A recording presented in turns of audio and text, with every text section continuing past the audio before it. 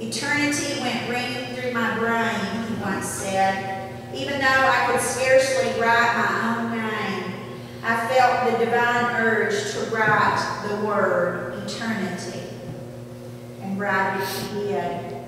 50 times a day for over 30 years, he wrote eternity on the sidewalks of Sydney, usually in the early morning, with white chalk and with faultless script. It was his opportunity to tell others about what he believed. When he passed away, the Sydney morning newspaper carried a story of this unusual man who had chalked eternity over 500,000 times on the city streets of that metropolis.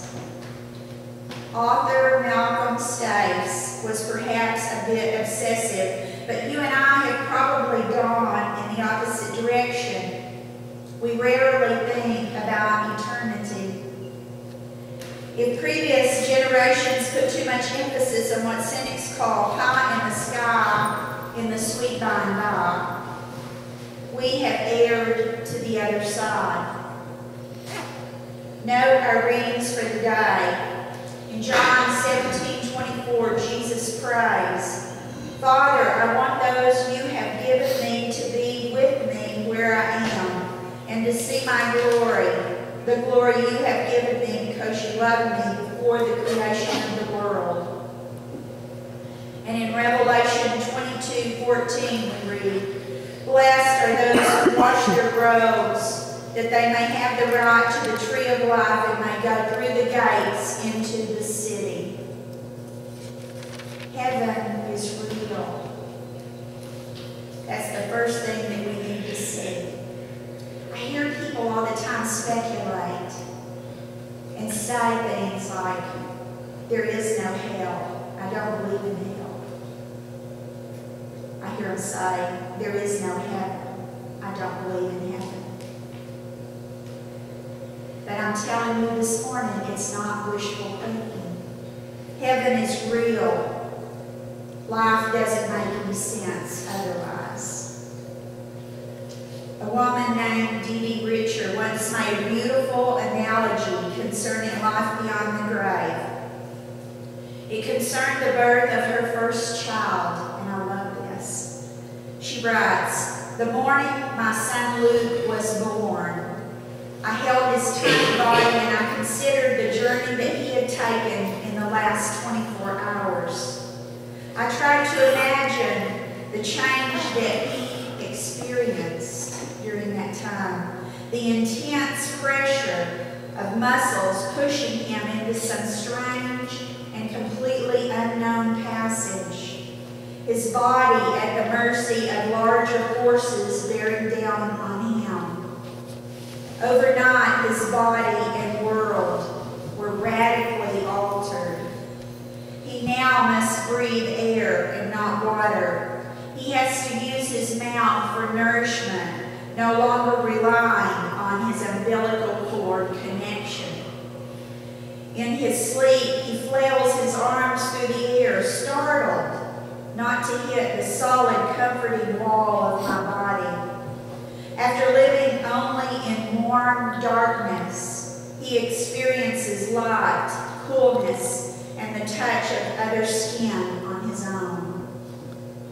Nothing can prepare him for this new life, which must be quite simply unimaginable. Had there been a companion watching my child's journey from the womb side, he would certainly have seen that process as death, not life. Only when viewed from this side do we recognize and name it birth or life. The transformation my son has experienced can only be matched by the other great passage in our lives, our death. Death must be the same complete, unimaginable change of physical state. We see death from this side and it's scary, but our faith allows us to claim the promise. What appears to be death is a portal to a life transformed. That makes sense, doesn't it? Life beyond the tomb is no greater mystery than life beyond the womb.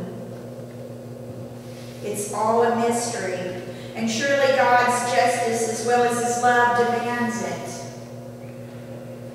If this world is all there is, then a lot of people have suffered greatly for no reason. The only thing that makes their suffering bearable is that on the other side there is no suffering and no heartache and no tears, only eternal peace and joy. Heaven is real, and heaven is a gift. As Mark Twain once put it, heaven goes by favor.